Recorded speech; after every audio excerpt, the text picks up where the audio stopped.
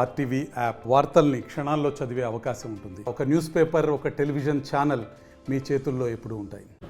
Doctor Babasaheb Ambedkar గారి 70వ వర్ధంతి సందర్భంగా ఈరోజు ఆయనకు దళిత ప్రజా సంఘాల ఆధ్వర్యంలో ఘనంగా నివాళులు అర్పించడం జరిగింది. అయితే ఆయన ఆశయాలు, ఆయన చనిపోయినా మన మధ్యన లేకపోయినా ఆయన ఆశయాల కోసం ఈ దళిత సంఘాలే కాకుండా అధికారులు కూడా పనిచేయాలని ఈ సందర్భంగా తెలియజేసుకుంటున్నాను. అయితే ఆయన రాసిన రాజ్యాంగం ఈరోజు భారతదేశానికి ఆదర్శంగా కాకుండా ప్రపంచం వ్యాప్తంగా ఆయనను కొనియాడే విధంగా ఈరోజు జరుగుతూ ఉంది. ఎందుకంటే ఆయన రాజ్యాంగం వల్లనే మహిళలకు రిజర్వేషన్లు కానీ, విద్య కానీ, ఏదైనా ఉద్యోగాలు కానీ ఇలాంటివన్నీ ఆయన రిజర్వేషన్లే కలిగినాయి.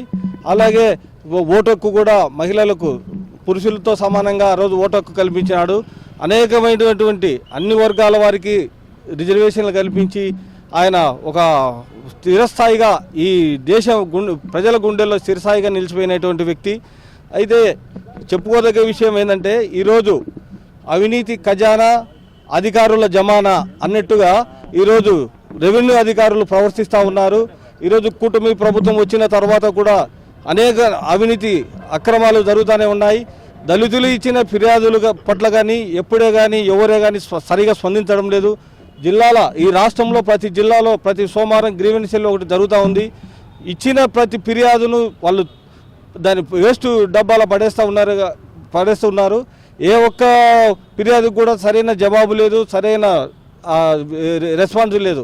ఎందుకంటే అవన్నీ వీళ్ళు దృష్టిలో ఉంచుకొని అధికారులు కూడా ఒక మంచిగా చేసి ఎవరైతే ఫిర్యాదుదారులు ఉన్నారో వాళ్లకు న్యాయం జరిగేటట్టుగా రెవెన్యూ అధికారులు ప్రవర్తించాలని ఈ సందర్భంగా తెలియజేసుకుంటూ జై భీమ్.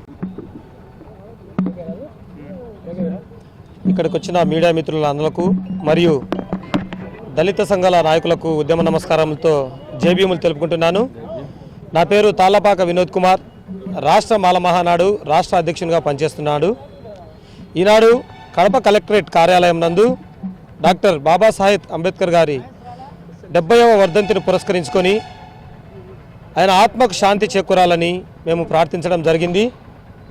ఈనాడు దళితులమైనటువంటి మేము ఇంత హుందాతనంగా బతుకుతున్నామంటే మా కోసం ఆయన రాజ్యాంగం రాశాడు కాబట్టే ఈ కుల వివక్షను మేము ఎదుర్కొని బ్రతుకుతున్నాము. రాబో దినాలలో కూడా దళితులందరూ ప్రతి ఒక్కరూ ఆయన రాసినటువంటి రాజ్యాంగం గురించి చదువుకొని ముందుకు పోవాలని కోరుచున్నాను. ఈ సందర్భంగా కడప పట్టణంలో దళిత నాయకులమైనటువంటి మేము చాలా బాధపడుతున్నాము.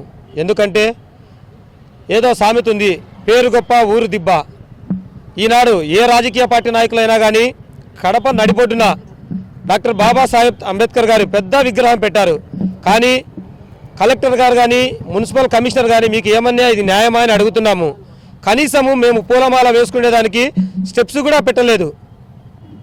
భారత రాజ్యాంగం రాసినటువంటి వ్యక్తినే మీరు అవమానిస్తున్నారంటే సాదాసీదైనటువంటి దళితులను మీరు లెక్క చేస్తారా? కలెక్టర్ గారిని మేము గట్టిగా అడుగుతున్నాము, అయ్యా కలెక్టర్ గారు దయ ఉంచి కొత్త బస్టాండ్ దగ్గర ఉన్నటువంటి అంబేద్కర్ గారికి వెంటనే మాకు ఏదో ఒకటి సౌకర్యం కల్పించి మేము పూలమాలలు ఆయనకు వేసే విధంగా మాకు కల్పించాలి. లేదంటే ప్రతి ఒక్క దళితులను మీరు రాజ్యాంగాన్ని కూడా మీరు అవమానపరిచినట్టే అని మేము భావిస్తూ సెలవు తీసుకుంటున్నాము. జై భీమ్. మరిన్ని వీడియోస్ కోసం ఛానల్ ని సబ్స్క్రైబ్ చేయండి. లేటెస్ట్ అప్డేట్స్ కోసం వాట్సాప్ ఛానల్ ని ఫాలో చేయండి. అండ్ లింక్ డిస్క్రిప్షన్ లో ఉంది.